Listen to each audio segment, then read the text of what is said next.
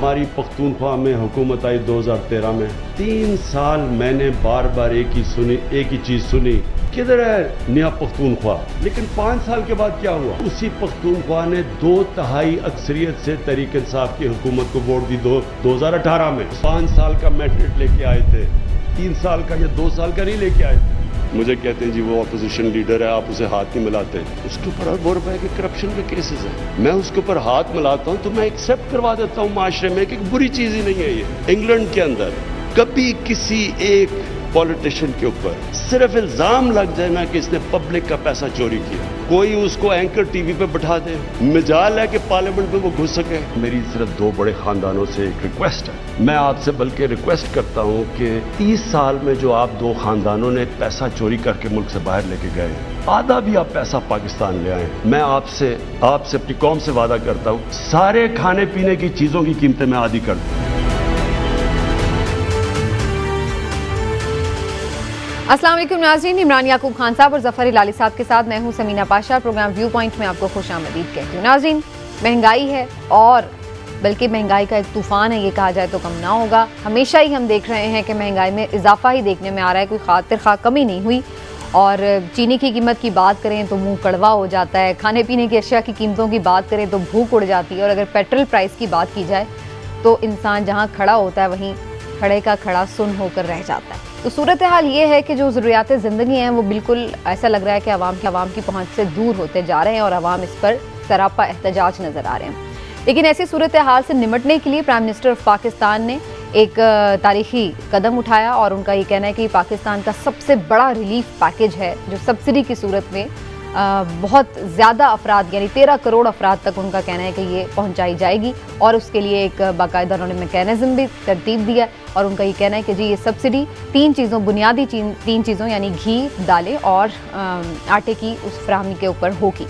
लेकिन जब ये ऐलान हुआ उसके अगले ही दिन हम देखा कि पेट्रोल की प्राइस में 8 रुपये से ज़ायद का इजाफा हो गया, और उसके बाद फिर से हम देखते हैं कि जब पेट्रोल प्राइस महंगी होती है तो फिर हर चीज़ महंगी नज़र आती है। इतना ही नहीं, अब सुनीद है कि जनाब बिजली फिर से महंगी हो रही है। ये सारी सूरत हाल समझ नहीं आ रही कि एक जानिब तो हम रिलीफ के दावे सुन रहे हैं, कोशिश कर रही है हुकूमत के रिलीफ दिया जाए, लेकिन साथ ही साथ दूसरी जानिब से ऐसे लग रहा है कि आवाम की जेबों से पैसे निकाले जा रहे हैं। वो शुगर जिसके बारे में प्राइम मिनिस्टर ऑफ पाकिस्तान ने कहा था कि अब ये महंगी नहीं होगी, वो जड़ तक पहुंच चुके हैं मसले की, वो हम देख रहे हैं कि अब 150 तक तकरीबन पहुंच चुकी है अगर एवरेज में बात करूं, वरना 140 से 160 के दरमियान इसकी कीमत पहुंच चुकी है मुल्क में। तो आखिर ये सारा घन चक्कर है क्या? क्या एक हाथ से दे के दूसरे हाथ डाला जा रहा है, लूटा जा रहा है आवाम को? और फिर ये भी कि इस रिलीफ से कितना रिलीफ मिलेगा आवाम को, इसका प्रोसेस कैसा है, उस पर भी बात करेंगे। और इस सारी चीज़ों से जुड़ी सियासी मुश्किलात जो हुकूमत के लिए बन सकती हैं उसके हवाले से भी गुफ्तगू होगी। आप सबको मैं खुशामदीद कहती हूँ। इससे पेशतर कि इमरान साहब हम डिस्कशन की तरफ आए, मैं चाहती हूँ कि थोड़ा सा अपोजिशन का रद्द-ए-अमल भी देख लें कि जाहिर है कि इस सारी सिचुएशन में अपोजिशन ने भी रद्द-ए-अमल दिया है, वो जाहिर हुकूमत के खिलाफ बयानबाजी भी करेंगे। क्या इस मौके पर ख्वाजा आसिफ साहब ने कहा, PMLN के सीनियर रहनुमा ने कौमी असम्बली में, आइए आपको दिखा।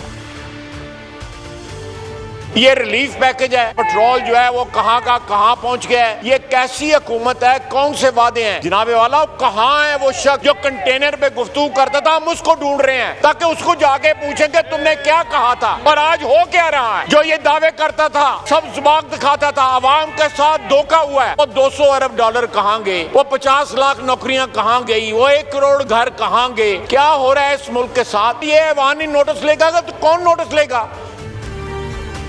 दूसरी जानिब मुर्तज़ा वहाब जो कि एडमिनिस्ट्रेटर कराची हैं, उन्होंने चीनी की प्राइस के हवाले से क्या बात की वो भी सुनिए।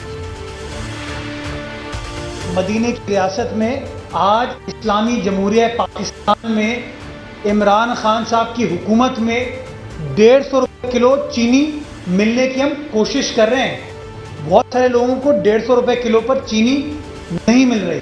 लोग ढूंढ रहे हैं कि कहाँ है वो पाकिस्तान जिसका वादा इमरान खान साहब ने किया था।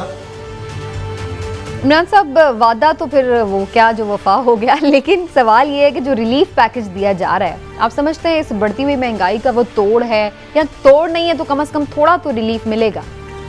बिस्मिल्लाहिर्रहमानिर्रहीम। समीना, रिलीफ मिलने की जो बात है ना, इस पे भी बात कर लेते हैं।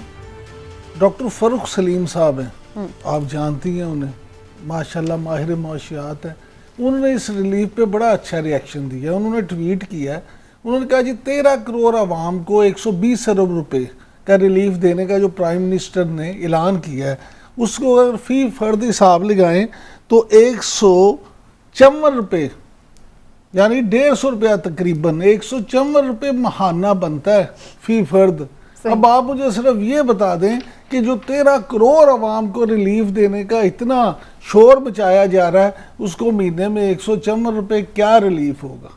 ये तो ऊंट के मुंह में जीरे वाली बात भी नहीं है। बात ये है, अगर आप सच सुनना चाहती हैं ना, तो यकीन करें मुझे आज इस पे बात करते हुए शर्म आ रही है और खौफ भी आ रहा है। मुझे डर इस बात का है कि अब कहीं वाकई ऐसे हालात ना बन जाएं कि लोग गिरेबानों से पकड़ के जो गाड़ियों में बैठे हैं उनको निकालें, उनको रोड पे ला के उनकी फेंटी लगाएं और उनसे ये कहें कि हमारे घर में बच्चे भूख से मर रहे हैं, हमारे घर में दूध नहीं है बच्चों को देने के लिए, रोटी नहीं है, और तुम बड़ी गाड़ियों पे फिर रहे हो, तुम्हारे बच्चे एसी में बैठे और हमारे घर में बिजली भी नहीं है। आप अभी फरमा रही थी कि शुनीद है कि बिजली भी महंगी की जा रही है। बिजली महंगी हो चुकी है, बिजली महंगी होने का भी आज माशाल्लाह से ऐलान हो गया। ये पहला मौका है कि वज़ीर आज़म इमरान खान साहब ने इतनी फुर्ती दिखाई है। परसों उन्होंने कहा कि पेट्रोल महंगा होगा, तो आज उन्होंने कीमतें कल बढ़ा भी दी। रात के अंधेरे में ऐसी कीमतें बढ़ाई कि 8 रुपये 5 पैसे फी लीटर पेट्रोल महंगा हो गया। उसके बाद आज बिजली भी महंगी हो गई है। मुझे अब ये बताएं कि जब पेट्रोल महंगा होगा, बिजली महंगी होगी, अभी हिलाली साहब फरमाएंगे कि ये क्या करें, इंटरनेशनल मार्केट्स हैं, इसमें इमरान खान का कसूर नहीं है। बिल्कुल मैं 100% एग्री हूँ हिलाली साहब से, लेकिन मुझे आप ये बता दें ये कसूर मेरा है, ये कसूर आपका है या उस गरीब आवाम का है जिसको ये सारा भुगतना पड़ रहा है? आप ऐसी बातें क्यों करते हैं, इस तरह के वादे क्यों करते हैं जो आप कर नहीं सकते? आपने अवाम को ख्वाब कुछ और दिखाए थे, आपने उसके बिल्कुल उलट करना शुरू कर दिया।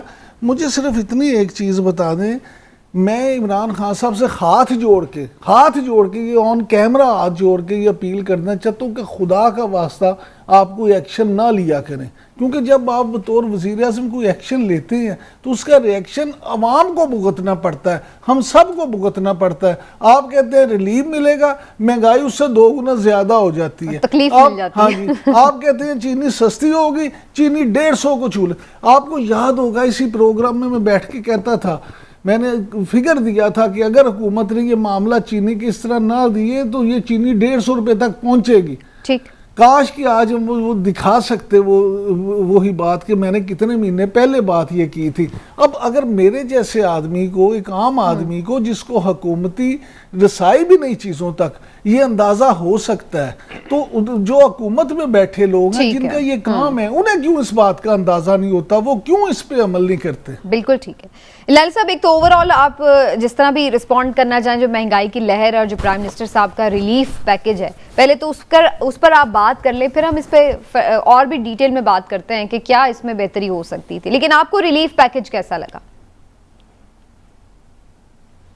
क्या आप समझती हैं कि हम अमेरिका है जिधर उन्होंने एक रिलीफ पैकेज दिया है 3 ट्रिलियन डॉलर का? हमारे पास इतने पैसे हैं? हमारे पास कर्ज के अलावा है क्या? और कर्ज का मतलब डेफिसिट जब होता है उसके माने आप नोट छापते हैं, और जब आप नोट छापते हैं तो पैसे बढ़ते हैं इन सर्कुलेशन। जब वो होता है इन्फ्लेशन होता है। आपका डेफिसिट काटें, हाँ ठीक है कट सकता है डेफिसिट, मगर इतना शोर मचेगा जब डेफिसिट कटता है, जब टैक्सेस को डबल कर दें, आप चीजें नहीं बिकेंगे। जब चीजें नहीं बिकेंगे तो होर्डिंग नहीं होगा। 300 लाख टन शुगर जो आया है, चीनी जो आया है, वो किधर है? वो किसके पास है? वो क्यों नहीं निकाल के बेच रहे हैं? वो रख रहे हैं सब। जैसे हम सब डॉलर बचा रहे हैं, पैसे बढ़ रहे हैं डॉलर के, हम क्यों लाएं डॉलर में उसको इस्तेमाल करने के लिए? पकड़ो रखो, उसका डॉलर का कीमत बढ़ेगा। भाई इट्स सो सिंपल। लोग गवर्नमेंट्स को पैसे छापने पड़ते हैं। जब आप कर्ज लेते हैं, मुल्क से कर्ज लेते हैं, लोगों से कर्ज लेते हैं, आपको ट्रेजरी बिल्स देते हैं उनको वापस करने के लिए। There is no other. एक ही तरीका है, मैसिव रिसेशन। और जब वो मैसिव रिसेप्शन आता है तो बेकाबू हो जाते हैं लोग। देखिए, मैं सिर्फ ये कहना चाहता हूं, गलतियां हुई हैं। मिसाल के तौर पे मैंने खुद एक बात की है कि वो भाई डिस्ट्रीब्यूशन ऑफ शुगर क्यों नहीं, और अखबार भरे हुए हैं कि डिप्टी कमिश्नर्स जो हैं जिनका काम है वो नहीं काम कर रहे हैं। क्यों नहीं कर रहे हैं? डरे हुए हैं। किधर हैं वो किधर है उनकी लॉ इन्फोर्सिंग कैपेबिलिटीज? हम लोग जब व्हेन वी वर यंग, हम अपने डिस्ट्रिक्ट्स में जाके देख सकते थे, निकालते थे, पकड़ते थे उन लोगों की। पूरा हमारे पास वो जो उनके स्टॉक्स होते थे उनके, where are these deputy commissioners? मेरे कहने की बात यह है, सिर्फ I am sorry to say all this, मगर मैं ये समझता हूं, प्लीज अंडरस्टैंड वन थिंग, कि ये एक ऐसा फिनोमेना है जो एक मुल्क नहीं है दुनिया में जो इन्फ्लेशन से नहीं सफर कर रहा है। अब वो कैसे कोप कर रहे हैं? जो रिच कंट्रीज हैं वो और तरह कर रहे हैं। रिच कंट्रीज जो हैं, रिच कंट्रीज सब्सिडीज दे रहे हैं समीना। $3 ट्रिलियन का सब्सिडी दिया है 6-8 महीने के लिए। जिन लोग किराया नहीं दे सकते थे उनके घर के लिए गवर्नमेंट ऑफ अमेरिका ने कहा हम देंगे मकान, वो उसको लैंडलॉर्ड को, और उन्होंने तनख्वाह दिया। जो भी आपका ये था उन्होंने कहा हम देंगे, और वापस करने की जरूरत नहीं है। सही, ये कर सकते हैं आप। अच्छा हिलाली साहब, आप जो नहीं करते, कुछ एक्सपोर्ट नहीं कर सकते हैं, ये हिलाली साहब आप जो फरमा रहे हैं बिल्कुल ठीक है, लेकिन मेरा एक सवाल ये है जो मैं आपसे जानना चाहूंगा खास तौर पे, कि इसमें तो कोई शक नहीं कि आप अमेरिका नहीं हैं, आप नॉर्वे नहीं हैं, आप इस तरह का एक मुल्क नहीं है जिसके पास इतने फंड्स हों कि जिसके अपने पास, जिसको उधार ना लेना पड़े, जिसको कर्ज ना लेना पड़े, जिसको IMF की शराइत ना माननी पड़े। जब ये पोजीशन है तो फिर आप रिलीफ ना दें। आप क्यों इस तरह का नाम नेहाद रिलीफ देना चाहते हैं कि जिसमें किसी के पल्ले भी कुछ ना पड़े, किसी को फायदा भी ना हो, और हुकूमत फिर आपको लगता है ये स्टंट है कोई? एक सेकंड के हुकूमत सुन ले सर मेरी बात सुन ले। 120 अरब का खजाने पे बोझ भी ना पड़े, या तो फिर ये हो ना कि आप अगर 120 अरब रुपए का बोझ डाल रहे हैं खजाने पे तो किसी को उसका फायदा भी हो, मीनिंगफुल हो। हाँ और या फिर ना हो। जब मीनिंगफुल नहीं है, ये सिर्फ हिलाली साहब मैं एक फिक्रा कर दूं, फिर आप सर मैं फिक्रा मुकम्मल कर दूं, फिर आप इस पर खुल के राय दें। इलेक्शन स्टंट है हाँ, ये जो आप पब्लिसिटी स्टंट, सिर्फ और सिर्फ इलेक्शन स्टंट है, इसलिए कि हमने ये रिलीफ दिया, हमने ये किया। जी लाली साहब आप बताएं। जी लाली साहब, आपने जो 100, ये देखिए ये क्या कहते हैं, आपने तकसीम किया है 120 बिलियन जो पैसे दिए गए हैं, आप तकसीम उसको कहा है पर कैपिटा 200 बिलियन से 220 बिलियन लोगों का, यही किया है ना आपके। आप कहते हैं कि सिर्फ 100 रुपया मिला है, 194 रुपया 154 जी।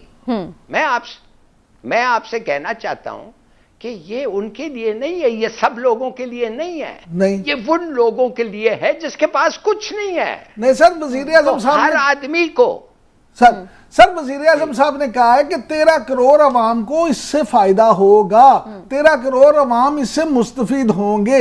वजीर आजम इमरान खान साहब ने अपनी तकरीर में ये कहा जिसमें उन्होंने ये रिलीफ का ऐलान किया।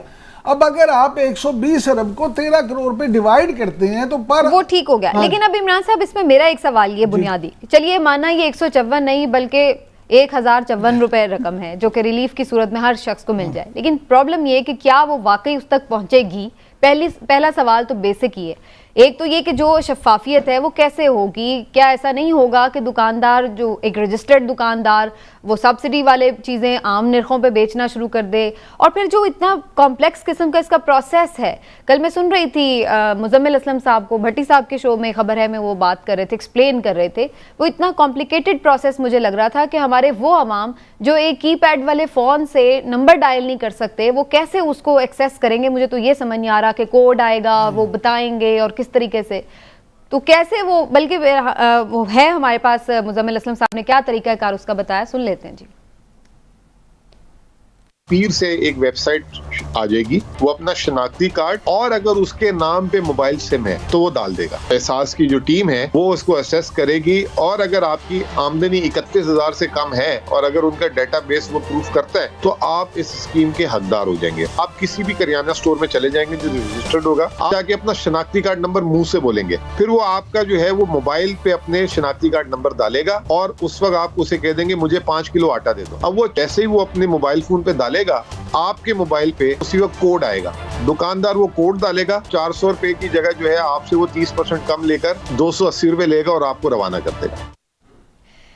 तो ये इतना लंबा प्रोसेस है, मैं तो घूम के रह गई कि ये 1 किलो आटे के लिए कितना मसला होगा। अब बात यही है, आपको याद होगा टारगेट है ना। नहीं माफ करिए, 1 मिनट, यू सी, माफ करिए, आप बिल्कुल सही कह रहे थे, मैं गलत था, आप बिल्कुल सही कह रहे थे। ये है टारगेटेड सब्सिडी। अब ये जो बता रहे हैं, ये टारगेटेड सब्सिडी का मतलब ये है अगर आपका इनकम एक इनकम से कम हो, 31,000 से कम हो, तो ये इस तरीके से आपको सब्सिडी मिलेगा। इन अदर वर्ड्स, उन लोगों को सब्सिडी मिलेगा जिनको जरूरत है। ये 13 करोड़ लोगों को नहीं मिलेगा, बल्कि वो लोग जो 30,000 से कम जिनकी आमदनी है। ये तो बात क्लियर हो गई लाली साहब, ठीक है, नीडी लोगों को मिल जाएगा, फाइन इनफ, गुड इनफ। लेकिन अब मेरा तो अगला सवाल है उससे कि इसका प्रोसेस इतना कॉम्प्लिकेटेड लग रहा है और इसमें बहुत सारे इफ्स एंड बट्स हैं, मुझे तो समझ में नहीं आ रहा है कि ये कैसे होगा। अच्छा, इसमें नहीं, कॉम्प्लिकेटेड तो नहीं है समीना, आप खुद कह रही हैं। देखिए, आप कह रही हैं कि वो आता है अपना शिनाख्ती कार्ड का नंबर, उतना तो कर सकता है। आफ्टर दैट हर चीज जो होगा वो उसका वो जो दुकान वाला है ना वो करेगा। The man who is distributing the subsidy, है ना, हिलाली साहब, वो देखेगा कि आपका कितना बचत होता है और आपको बताएगा और फिर आप नहीं, वो उससे पहले सर वो कोड भी आना है एक, पहले वो NIC बताएगा, फिर वो NIC दुकानदार भिजवाएगा ऐप में, वो अप्रूव होगा, फिर कोड मिलेगा। अच्छा समीना, मैं आपको बताता हूँ इसमें जो 2-3 बातें हैं। हिलाली साहब, पहली बात ये कि क्या आप समझते हैं कि हमारे यहाँ दुकानदार का मिजाज ऐसा है कि एक तरफ मेरे या आप जैसा गाहक उसको पूरे पैसे दे के चीज़ खरीदने वाला खड़ा हो और दूसरी तरफ उसको एक कोड वाला, तो वो कोड वाले की बात सुनेगा, उस पर ध्यान देगा या आपको या मुझे पहले सौदा देगा?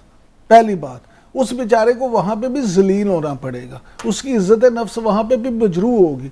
दूसरी बात ये कि आप एक, वैसे तो आपने अपनी तकरीर में भी इंडिया की बड़ी मिसालें दी, आप एक ऐसा काम करें जिस तरह इंडिया ने रिलीफ दिया था पेट्रोल पे, अभी कीमतें कम की, आप उसमें एक काम कर दें, आप कर दें जी हमने ये आटे पे और हमने ये ऑयल पे इतनी कीमत कम कर दी है, जो बंदा भी यूटिलिटी स्टोर पे जाए, पूरे मुल्क में यूटिलिटी स्टोर है, अपना ID कार्ड साथ लेके जाए, क्योंकि एहसास प्रोग्राम जो है, एहसास प्रोग्राम है गुर्बत की लकीर से नीचे जिंदगी गुजारने वालों का। आपके पास डेटाबेस है यूटिलिटी एक्साइज टैक्स आप कम नहीं कर सकते सर, सुन तो लेना, आप नहीं कर सकते एक्साइज टैक्स जो इंडिया ने काटा है, इसलिए IMF आपको इजाजत नहीं देगा। सर मैं कभी कह रहा हूँ आपसे वो करें, मैं तो आपसे ये कह रहा हूँ कि जिस तरह उन्होंने एक चीज में कमी कर दी, आप उसी तरह आटे में और उसमें कमी कर दें, ऑयल में, वहां पे जाए। ये कुकिंग ऑयल की मैं बात कर रहा हूँ सर, घी की, जो लोगों ने खाने के लिए इस्तेमाल करना है। आप यूटिलिटी स्टोर पे एक आम आदमी जाए, वो अपना ID कार्ड साथ ले जाए, उसका नंबर बताए, वहां वो करके उसको दे दे। आप राशन डिपो टाइप सिस्टम बना देना, जिस तरह पहले राशन कार्ड होता था, यूटिलिटी स्टोर को यूटिलिटी स्टोर को एक तरह से राशन डिपो का नाम दे दें, आप काम उससे वही ले लें, लोगों को आसानी हो। बात ये आपको याद होगा, मैंने बजट जब आया था तो बजट के दिनों में मैंने ये बात की थी कि ये बजट एक ऐसा बजट है जिसके बाद एक तूफान बदतमीजी आएगा, लोग जो है ना वो संभाल नहीं सकेंगे। आज वो दिन आ गया। मैं आपसे फिर कहता हूँ समीना, मुझे ये चीजें देख के खौफ आ रहा है, क्योंकि ये ऐसी चीज है जो मुझे रुकती हुई नजर नहीं आ रही। IMF जो है वो आपको पैसे देने को तैयार नहीं है। लेकिन अगेन वही बात आ जाती है ना, जो कि प्रोसेस बेहतर हो सकता था अगर इंटेंशन आपकी सही है, लेकिन आपको तो लग रहा है कि ये है ही इलेक्शन स्टंट, या आप समझ लें कि उन्होंने सिर्फ एक ढकोसला दिया है। नहीं मैं जी हिलाली साहब आप कमेंट कर लें। Sameena please understand one thing, ये गैर जिम्मेवारी बात हो रही है कि एक गरीब आदमी आएगा और शॉपकीपर उसको नहीं देखेगा, उसको लात मार के निकाल देगा और सिर्फ अमीर आदमी का देखेगा। ये गलत बात है कहना ऐसी बातें। ये एक ऐसा वक्त है और ऐसा माहौल है हमारे मुल्क में जिधर पॉवर्टी लाइन जो है उसके नीचे होना इट्स बड़ा तंग। आई मीन इट इज जो आदमी देख के गरीब को इस किस्म की मजाक करता है उसको तो मेरे ख्याल में फेंटियां लगनी चाहिए। मेरे ख्याल में अगर गरीब लोग जाएं, ये ठीक कह रहा है इमरान, राशन डिपो उसको नाम दो और फिर जाके खड़े हो जाओ। सब लोग वो जो लाइन में होंगे वो सब गरीब होंगे और अगर वो अमीर आदमी गुजर के उनके हंसना चाहता है या उनको फूलिश कहना चाहता है बेशक करे, शायद इंशाल्लाह उसको फेटी भी लग जाए, मगर मतलब अगर रिलीफ देना चाहते हैं तो इससे बेहतर तरीकाकार हो सकता है। चलिए, लेकिन अब इन सब चीजों पे ना हमजा शहबाज शरीफ साहब ने एक अलग मंतक निकालिया और उन्होंने इसका एक अलग हल सोचा है। वो ही कहते हैं कि जी सब बर्बादी का हल ये है कि हुकूमत को घर भेजने के मुतालिक तमाम सोचना चाहिए। हमजा शहबाज शरीफ ने क्या तजवीज़ दी है, जरा वो भी सुन लीजिए। तमाम सियासी जमातों की ये कौमी जिम्मेदारी है कि पाकिस्तान की डूबती हुई मईशत को संभाला देने के लिए आईनी रास्ते निकालें और इस हुकूमत से छुटकारे का बंदोबस्त करें। तो इमरान साहब, अभी लास्ट टाइम तक तो हम यही सोच रहे थे कि जी शायद नवाज शरीफ साहब राजी नहीं है कि अभी कोई अदम एतमाद आए या कोई हलचल इस तरह की हो पंजाब में या वफाक में। हमजा शहबाज की इस बात से आप कैसे इसको इंटरप्रेट करेंगे, क्या करने जा रहे हैं पीएम? मैं समझता हूं कि बतौर opposition leader Punjab assembly Hamza Shahbaz ने बिल्कुल ठीक बयान दिया है।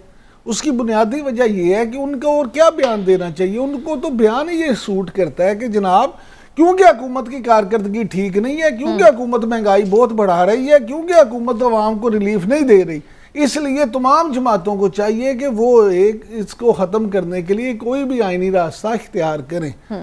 शहबाज शरीफ साहब ने आज मौलाना से भी राब्ता किया है, बिलावल से भी उनका राब्ता हुआ है। बिल्कुल किया, खुर्शीद शाह साहब से उनकी मुलाकात भी मुतवक्को है। बात ये नहीं है, बात ये है, मैं ये समझता हूँ ज़ाती तौर पे कि मुस्लिम लीग नून फौरी तौर पे तहरीक अदम इत्मीद लाए या ना लाए, लेकिन इस तरह की बातें करके और इस तरह की मूव बना के वो हुकूमत को अंडर प्रेशर जरूर लाएंगे और काफी ज्यादा लाएंगे, क्योंकि जब इस तरह की सूरत हाल होगी तो एक तो हुकूमत महंगाई की वजह से अंडर प्रेशर है, उस पर अवामी दबाव रोज बरोज बढ़ रहा है। दूसरा, जब अपोजिशन लीडर इस तरह की बात करेंगे, अपोजिशन वाले खड़े होकर ऐसी बात करेंगे और जब मार्जिन भी बहुत थिन हो तो उस वक्त उनके लिए मजीद खतरा होगा कि वाकई इस तरह की मूवमेंट हो ना जाए। तो मैं समझता हूँ कि हमजा शहबाज ने सियासी तौर पर सही बात की, ठीक है, लेकिन उधर सियासी तौर पे इमरान खान साहब ने, हिलाली साहब ये बात की है कि अगर ये दो खानदान अपनी लूटी हुई दौलत वापस ले आए तो मैं कीमतें आधी कर दूंगा। तो ये भी आप समझते हैं कि ये सियासी बयान है उनका, प्राइम मिनिस्टर साहब का? देखिए, मैं ये छोड़िए, वो आई थिंक जो इमरान खान ने कहा था उसको क्या डिस्कस करना है। मैं ये कहना चाहता हूँ, ये जो हमजा कह रहा है ना, अच्छा। तो अच्छी बात है ना, तो नो कॉन्फिडेंस मोशन मूव करो, इस गवर्नमेंट को हटाओ, मगर मैं आपको लिख के देता हूं ये नहीं करना चाहते हैं, ये नहीं करेंगे, इसलिए नहीं करेंगे, इनके पास कोई हल नहीं है इस इन्फ्लेशन का। There is no solution. अगर आप गवर्नमेंट 10 बदल दें फिर भी आपको सोल्यूशन नहीं होगा। ये हमारे लोगों की खोपड़ी के अंदर नहीं बैठ सकता है। 19-20 का फर्क होगा, चलो ज्यादा 18-20 का फर्क होगा, और नहीं होगा। इसलिए ना आपके पास पैसे हैं, ना आपके पास मनूवरेबिलिटी है। आईएमएफ ने आपको पकड़ा हुआ है, अमेरिकनों ने आपसे जो बदला ले रहे हैं एब्सोल्युटली नॉट का, जो वो बदला ले रहे हैं अफगानिस्तान के बारे में, जिस किस्म की होल्ड आईएमएफ ने तो कहा है कि 8 रुपया पेट्रोल अभी बढ़ाओ, नहीं बढ़ाओगे हम तुम्हें पैसे नहीं देंगे। We will scratch the trunk। ठीक है, ब्रेक लेनी है मुझे, सही है, क्योंकि किसी के पास हल नहीं है तो कोई भी ये नहीं चाहता कि हम पॉपुलर हो जाए। ब्रेक से पहले सिर्फ एक बात, हिलाली साहब, ये वहम दिल से निकाल दें। एब्सोल्युटली नॉट था, जो एब्सोल्युटली नॉट सिर्फ अवाम के, वो भी एक सियासी नारा था। चीजें सारी सामने आ रही हैं, किसी को एब्सोल्युटली नॉट पता नहीं किसको कहा सामने। अमेरिका तो कहता हमने तो नहीं कहा, ना हमने कोई डिमांड की थी, तो ये भी एक सियासी। लेकिन वैसे रशियन सदर का तो इंटरव्यू आया, उन्होंने कहा है कि पाकिस्तान ने इनकार कर दिया जो अमेरिका चाहता था। ये रशियन सदर ने कहा है, कोई पाकिस्तानी मीडिया की बात। एनीवेज, इस पर फिर कभी डिबेट। अभी एक ब्रेक से वापस आएंगे तो बात करेंगे कि हुकूमत और टीटीपी के दरमियान मुज़ाकरात जिसका पहले इंदिया दिया गया था अब वो शुरू हो चुके हैं, और ये मुज़ाकरात किस हद तक हैं, किस लेवल पर हैं और इनका क्या मुस्तकबिल है, इस पर बात होगी एक ब्रेक के बाद।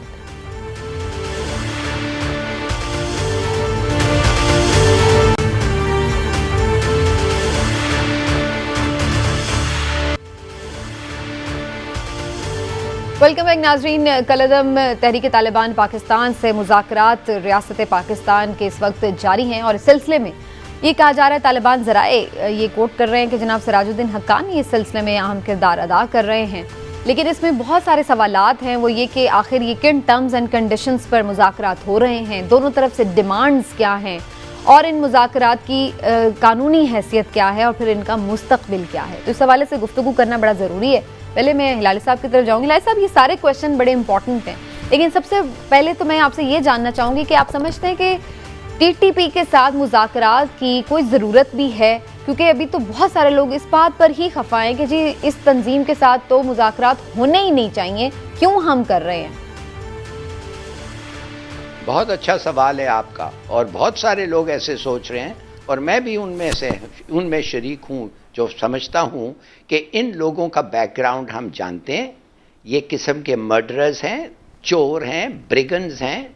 इनका क्या आइडियोलॉजी है? बार बार इन्होंने आके एग्रीमेंट साइन किए और उस एग्रीमेंट को उन्होंने वायलेट किया, जैसे स्वात का था, और क्या हशर कर दिया था वो मुल्क पे। तो हम क्यों इनसे बात कर रहे हैं? ये तो बिल्कुल जैसे मैंने आपको कहा, मैं भी ऐसा ही सोच रहा था।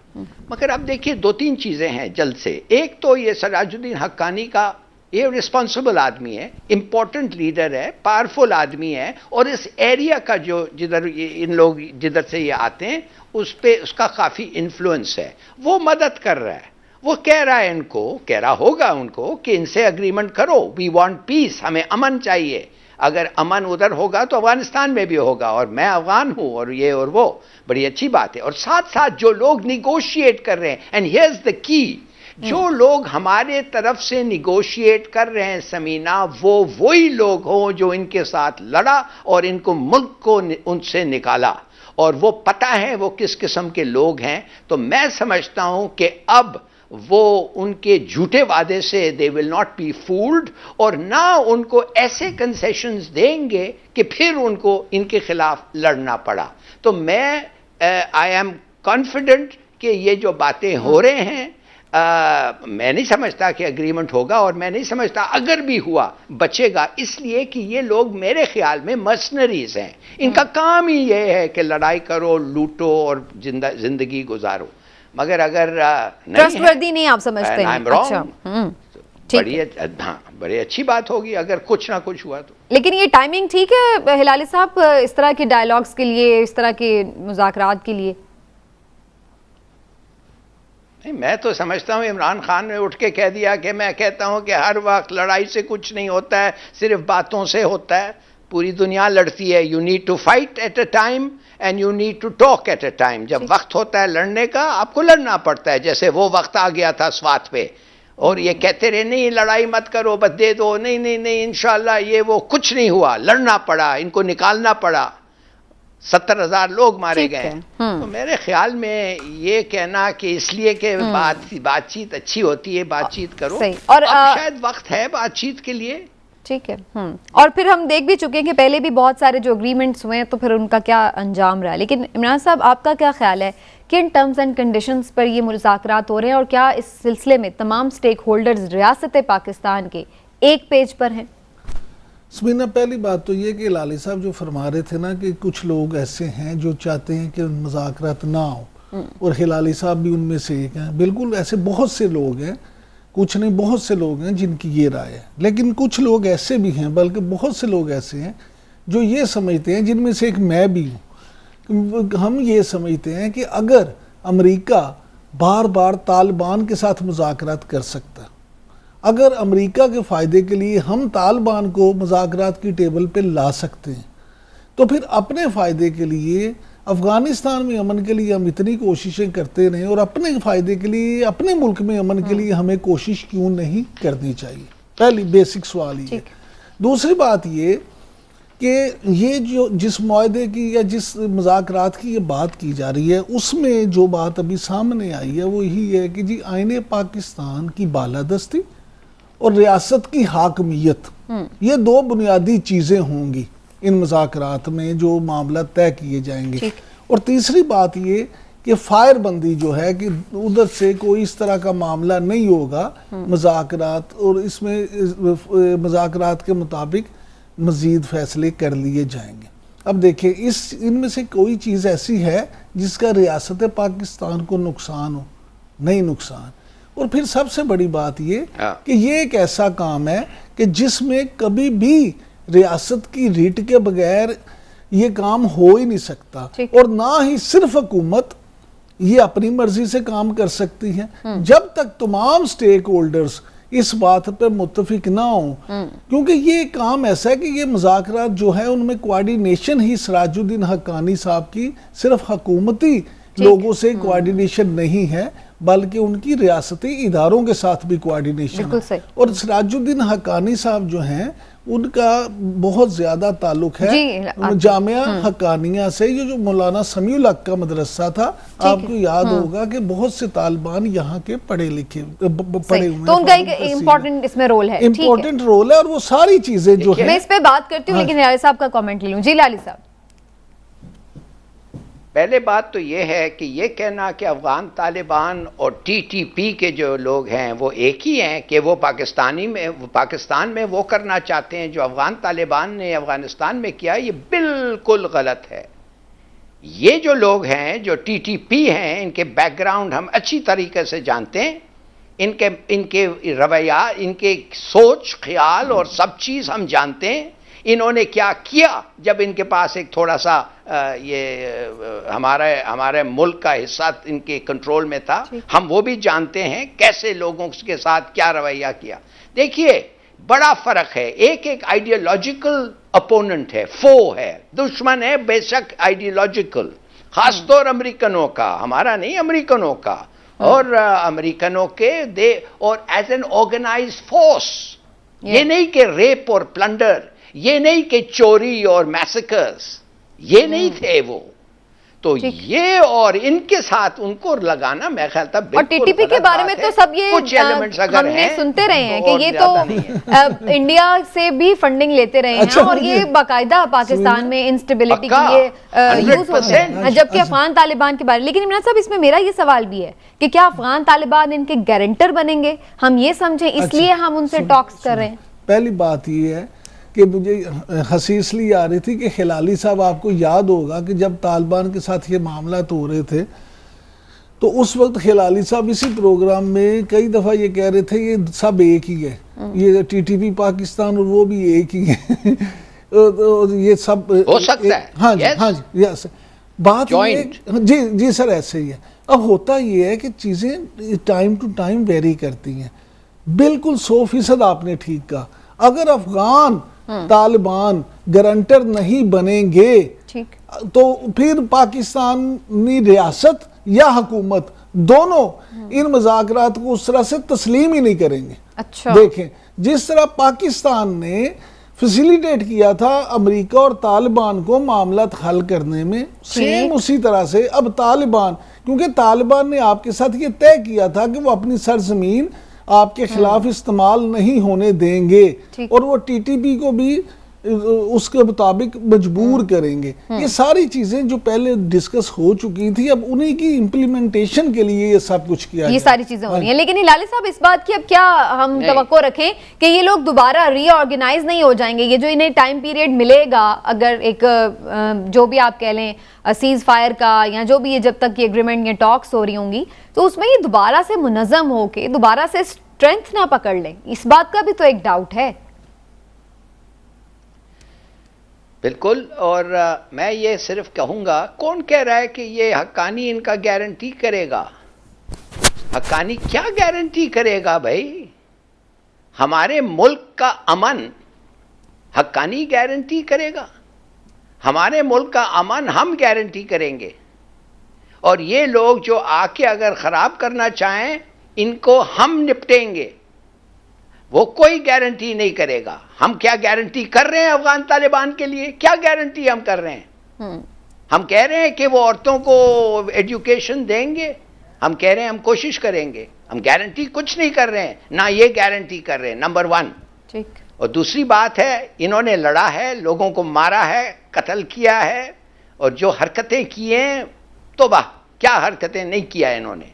और और इस वक्त जो लोग ये चाहते हैं रिलीज करना, हम उनको तो नहीं रिलीज करेंगे जिन्होंने मर्डर्स कमिट किए हैं। हाँ, इनके फुट सोल्जर्स हैं जो कहते हैं नहीं लड़ना चाहते हैं, अगर हम हथियार फेंकना चाहते हैं। वो देखिए, आपका गारंटी पाकिस्तान में आपके स्ट्रेंथ है, आपका कुव्वत है, ये नहीं है इस किस्म के डील्स। राइट, कि हमें अपनी फोर्सेस पे, हमने पहले भी अपनी फोर्सेस पे ही फेथ रखा है। एग्जैक्टली, सुन लें, एक ही सीधी सी बात है, बिल्कुल आम बात है ये, कि उस वक्त तक कुछ नहीं होगा जब तक रियासत पाकिस्तान इस पे मुत्तफिक ना हो, नंबर 1। नंबर 2, एक बात समझ लें कि आम माफी का ऐलान तो किया ही नहीं जा सकता। आप कैसे 80,000 जानों को, नजराने को बुला सकते हैं? ये बात हो रही है कि कुछ ग्रुप से बात हो रही है। कुछ ग्रुप से, मैं कहता हूँ तमाम ग्रुप से भी बात हो, तो ये नहीं है कि उनके वो जो मिलिटेंट ग्रुप्स हैं या उनमें जो शरपसंद थे या जो उनमें उस तरह के लोग थे, क्रिमिनल्स, उनको नहीं छोड़ा जाएगा। 100% माफी नहीं है, ये आम माफी का ऐलान नहीं होने जा रहा। ये मजाकरत वो हो रहे हैं कि आगे का मुस्तकबिल आगे जो पुरअमन तरीके से जो रहना चाहते हैं वो सो बिस्मिल्लाह रहें, और जो अपनी उस चीज पे रहेंगे उनका पाकिस्तान के साथ कोई ताल्लुक नहीं होगा। बिल्कुल ठीक है। तो फिर क्या आप लोग देख रहे हैं कि इन टॉक्स का कोई एक लॉजिकल एंड है, किसी मुज़ाकरात किसी हतमी नतीजे तक पहुंच जाएंगे? मैं समझता हूँ कि बिल्कुल पहुंच जाएंगे और पहुंचने चाहिए। देखिए, दुनिया में तमाम मामला, तमाम जंगों का फैसला भी बिलाखिर टेबल पे ही होता है। ठीक है, तो ये अगर आप भी कर लें तो कोई बुरी बात तो नहीं है। हिलाली साहब, आपका इस पे क्या कमेंट है? आप क्या इसका फ्यूचर देख रहे हैं इन टॉक्स का? मैं समझता हूँ कुछ ना कुछ एग्रीमेंट हो सकता है। वो सराजुद्दीन हक्कानी को खुश करने के लिए टीटीपी भी कुछ कर लेगी, मगर इनके जो कॉन्टैक्ट्स हैं हिंदुस्तान के साथ, इनकी जो दुश्मनी है पाकिस्तान के साथ, इन्होंने जो लोगों को मारा है पैसे लेके हमारे दुश्मनों से, ये वो भूलने वाले नहीं हैं, ना हम भूलने वाले हैं। और अगर इन्होंने वाकई हथियार फेंक के एग्री किया तो ठीक है, कोई गारंटी इनका दे नहीं सकता। हम खुद देखना पड़ेगा कि इन्होंने जो साइन किया है इस दफे, 6 दफे पहले तो इन्होंने अमल नहीं किया था, इस दफे इस पे अमल करेंगे, और अगर नहीं करेंगे इनको भी लड़ना पड़ेगा। और by the way Afghan Taliban के साथ भी अगर जरूरत पड़े, अगर वो समझते हैं कि उनका रवैयात, उनका सिविलाइजेशनल वैल्यूज पाकिस्तान पे वो इम्पोज करना चाहते हैं, उनके खिलाफ भी लड़ना पड़ेगा। और उस किस्म के सिचुएशन में ये दोनों हमारे इकट्ठे होके हमारे खिलाफ लड़ेंगे। ऑफ कोर्स, अल्लाह खैर करे। भी हमें तैयार होना इतनी चाहिए। लड़ाइयाँ हम क्या लड़े हैं, हमारे तो पहले ही आटा पेट्रोल से ही हम बड़े मुश्किल से निमट रहे हैं। लेकिन एनीवेज देखते हैं, होपफुली कि पाकिस्तान के लिए जो भी फैसला हो वो बेहतर हो और पीस हो उसके नतीजे, और इसी बात की उम्मीद रखते हुए एक ब्रेक लेते हैं। ब्रेक से वापस आएंगे तो बात करेंगे एक ऐसे कत्ल की जो कि एक दफ़ा फिर से सवाल उठा रहा है हमारे निज़ाम इंसाफ के ऊपर, कि क्या फिर से हम यही देखेंगे, एक मिसाल बनेगी ऐसी ही कि जनाब कोई गरीब मारा जाए तो उसके लिए कोई और कानून है और अमीर के लिए कोई और कानून है। हम बात कर रहे हैं जनाब नाजिम जोखियों के कत्ल की। इस पर तफसील से बात होगी ब्रेक के बाद।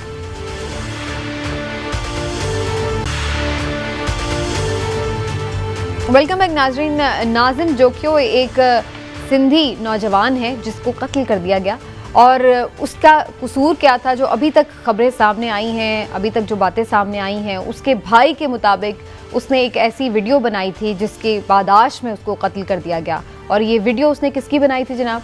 एक रुकने सिंध असेंबली हैं पीपल्स पार्टी के रहनुमा जाम अवैस साहब, उनके मेहमान जो कि कुछ शायद कोई गैर कानूनी शिकार कर रहे थे उसकी उसने वीडियो बनाई थी और उसको उसने जारी भी शायद कर दिया, जिसके बिना पर ना सिर्फ ये कि उसको धमकियां दी गई बल्कि ये भी कहा जा रहा है कि उसको फिर अपने पास बुलवाया गया वहाँ पर, फिर उस पर बेईमाना तशद्दुद किया गया और फिर उसको कत्ल ही कर दिया गया। बाद में उसकी लाश मिली और उसके भाई सरापा एहतजाज है इस पर, उन्होंने ये सारा वाक़या इस तरीके से बयान किया है। लेकिन अब उसके बाद पुलिस ने एक्शन लिया है जनाब, और रुकने सिंध असेंबली जाम अवैस को गिरफ्तार कर लिया गया। अब सवाल इसमें बड़ा इंपॉर्टेंट है वो यही कि एक दफ़ा फिर हम यही जंग देख रहे हैं, वही कशमकश है कि एक बाअसर ज़मींदार वडेरा हो और एक जानिब हम देख रहे हो कि एक आम सा शहरी हो, तो क्या उसको हम ये मान लें कि उसका खून माफ़ है? क्या एक दफ़ा फिर हम देखेंगे कि कोई ऐसी इन्वेस्टिगेशन में हमें लूप होल्स नज़र आएंगे कि जहाँ पर इंसाफ के तकाजे पूरे नहीं होंगे? तो ये कुछ इंपॉर्टेंट क्वेश्चंस हैं सिंध गवर्नमेंट के लिए भी कि वो कैसे इसको जस्टिफाई करती है कि जहाँ पर लवाहिकीन हैं उनकी तसल्ली हो इस मामले के हवाले से। इस पर बात कर लेते हैं जनाब, और इमरान साहब इस पर ज़रूर कमेंट करें कि आपको क्या नज़र आ रहा है नाजिम जोखियो कत्ल केस में जो उसके भाई का मौक़िफ़ है? बाकी तो सारे इन्वेस्टिगेशन के बाद ही चीज़ें सामने आएंगी, लेकिन उनके जो भाई का मौक़िफ़ है वो कितना आपको हकीकत से करीब तर लग रहा है? समीना, जो सिंध में हमारे रिपोर्टर्स हैं, ख़ास तौर पर ठट्ठा शहर में जो मुख्तलिफ जर्नलिस्ट हैं, जब मेरी उनसे बात हुई इस हवाले से, तो उनका ये कहना है कि ये जो नाजिम जोखियो था ये बुनियादी तौर पे एक इनकलाबी सा नौजवान था जो वडेराइज़म और जो वहाँ पे उनकी जग्गा शाही है उसके ख़िलाफ़ अक्सर आवाज़ उठाता था। वो ये कहता था कि ये वडेरे जो हैं ये जिस तरह से अवाम को, आम इंसान को अपना बांदी बना के रखते हैं, जिस तरह से अपना गुलाम बना के रखते हैं और जिस तरह से उन पर मुजालिम डालते हैं, ये वक्तन फ़वक्तन जब इसे मौका मिलता था उस पर ये आवाज़ उठाता था। ठीक, इसीलिए ये वडेरों को एक आंख नहीं पाता था, पहले से उनकी नज़र में। हाँ जी। अब जब ये मामला हुआ तो ठट्ठा में ही वो जाम अवैस साहब के जो दोस्त थे वो गैर कानूनी शिकार के लिए आए, इसने वो वीडियो बनाई और वो वीडियो, उस वीडियो बनाने से ये सारा मामला जो है वो शुरू हुआ। अब ये ठट्ठा में रहने वाला, लेकिन इसकी लाश कहाँ से मिली है? मलीर से, कराची से। यानी ये नहीं है कि उसको ऐसी वहाँ मार दिया, बाकायदा प्लानिंग के साथ उसको बुला के मार के ले के कराची में उसको तशद्दुद करके भी बेचारे की जान ली। और आप अगर ये देखें कि जाम अवैस की जो तस्वीर सामने आई है उसमें देखें वो कितने इत्मीनान से बैठा हुआ है। मैं कहता हूँ ये बिलावल भुट्टो जरदारी के लिए एक टेस्ट केस है। बिलावल भुट्टो जो हमेशा इनकलाबी बातें करते हैं, जो ये कहते हैं कि पीपल्स पार्टी आम हारी की, आम आदमी की जमात है, उनके लिए टेस्ट केस है कि वाकई अगर आम आदमी की जमात है, पीपल्स पार्टी हारी की जमात है, तो उनको आज इस हारी के साथ खड़ा होना चाहिए, इस आम आदमी के साथ, एक आम सिंधी के साथ खड़ा होकर इसको इंसाफ दिलाना और इंसानी हुकूक कमेटी के चेयरमैन भी हैं बिलावल भुट्टो। बिल्कुल ऐसे ही है, वो चेयरमैन भी हैं और उनको हमेशा उन्होंने तो देखे ये एक नाजिम जोखियो का कत्ल नहीं है, असल में ये इनकलाबी सोच का कत्ल करने की कोशिश की गई है कि वहां पे दूसरा कोई और इस तरह की सोच ना रखे, दूसरा कोई इस तरह की चीज के खिलाफ आवाज ना उठाए। बिल्कुल सही है। हिलाली साहब, इस पर्टिकुलर इंसिडेंट पर आपका क्या रिएक्शन है? आप कैसे इसको देख रहे हैं? क्योंकि इससे पहले भी हमने देखा है अजीज मेमन जो एक सहाफ़ी थे, उनके बारे में भी इसी तरह से था कि उन्होंने कोई इंकशाफ करने की कोशिश की, बल्कि इंकशाफ किया तो बाद में वो कत्ल हो गए। उसके बाद उनका भी कोई मुल्ज़िम, कोई हमें उस तरह से केस का कोई मंतकी अंजाम नहीं नज़र आया। इस केस को कैसे आप देख रहे हैं? भाई ऐसे चीज़ें सिंध में तो होते हैं ना। सिंध में तो अभी तक कोई एक अजीब सा सिविलाइजेशन है सिंध में। उधर अमीर आदमी वडेरा MPA जो होता है उसको अगर आप उसके खिलाफ जाएं तो कत्ल। वो तो देखिए क्या कह रहा है उसका भाई। उसका भाई ने स्टेटमेंट दिया था कि मैं, ये 4 लोग थे, मैं उनसे मिन्नतें मांग रहा था, खुदा के लिए मेरे भाई को इतना मत मारो, इतना मत मारो, मगर उन्होंने छोड़ा नहीं जब तक वो मर नहीं गया था। और क्या कर रहा था इसका भाई? वो कह रहा था ये अरब मेहमानों को, ये MPA का, कि तुम लोग तिलोर मार रहे हो बगैर इजाज़त, इल्लीगल है, और इस प्रोसेस में तुमने रोड्स बंद किए हुए हैं, तुम हो कौन? तो फिर MPA ने कहा कि मैं बताता हूं मैं हूं क्यों, मैं कौन हूं, ये मेरे मेहमान हैं, और फिर उसको कत्ल किया इस तरह। मेरे ख्याल में ये बिलावल भुट्टो को छोड़ें जी, ये क्या करेगा? कानून को लाएं ना, कानून को लाएं, उसको पकड़ें, इन्वेस्टिगेट करें और चढ़ाएं उसको तख्त पे। और क्या हो सकता है? अच्छा हिलाली साहब, यहाँ तो खैर CCTV फुटेज भी हो तो हम देख रहे हैं वो बंदा बच जाता है, अगर वो सेनेटर हो या सिंध असेंबली हो। हिलाली साहब, हिलाली साहब सबसे सुनिए सुनिए सुनिए, एक मिनट, लेट मी फिनिश। जिला कंबर में शहजाद कोट खैरपुर में एक औरत को एक एमपीए ने गोली मार दी, आपने सुना? मुझे किसी ने बताया जी, ये भी कौन बताया? जो आदमी उधर का था, मगर और तो कोई खास नहीं है, आपने शायद सुना होगा। सही। उसका क्या हुआ?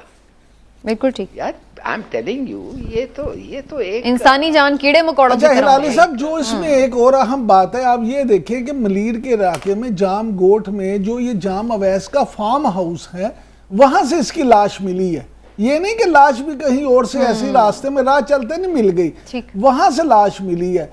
लेकिन मुझे डर इस बात का हिलाली साहब कि सिंध में बेशुमार दफा पहले भी हो चुका है ऐसे केसेस में कि जो बासर लोग हैं, जो ये जागीरदार और वडेरे हैं, ये बच जाते हैं और अगर किसी को सजा भी मिलती है तो फिर उन्हीं वडेरों के जो को मुलाजिम होता है, को गरीब आदमी को उनका हारी, उसको फंसा दिया जाता है। वो आके कह देता है कि जी ये तो मैंने जुर्म किया, या फिर दियत वगैरह के साथ मामला फाइनलाइज कर लिए जाते हैं। आपने इमरान साहब वो शाहरुख जतोई और वो जो शाहजेब वाला कत्ल केस था, उसमें भी हमने ये देखा। फिर अजीज मेमन का मामला हो, और इसी तरह के वाकयात की एक सीरीज है जिसमें हम ये चीजें मैं यही अर्ज कर रहा हूँ कि ये सिंध में इस तरह के वाकयात जो हैं, मैंने क्यों कहा कि ये बिलावल भुट्टो सरदारी के लिए एक इम्तहान है, इसलिए कि बिलावल भुट्टो सरदारी को अब चाहिए कि वो इस पे एक्शन लें, और ख़ास तौर पे क्योंकि एक ऐसे एमपीए जिनका ताल्लुक भी उनकी जमात से है, उनको चाहिए कि उनके लिए एक टेस्ट केस है, मौका है कि वो साबित करें कि वो एक जमहूरी जहन रखने वाले पार्टी सरबराह हैं जो किसी को भी इस तरह की चीज में इन्वॉल्व और आम लोगों को भी हौसला मिले कि जनाब कानून हमारे लिए भी मौजूद है, हमें भी कभी इंसाफ मिले। नाज़रीन, आज के प्रोग्राम का वक्त हुआ, इंशाल्लाह आपसे फिर मुलाकात होगी। अपना ख्याल रखिए, फीडबैक जरूर दीजिएगा।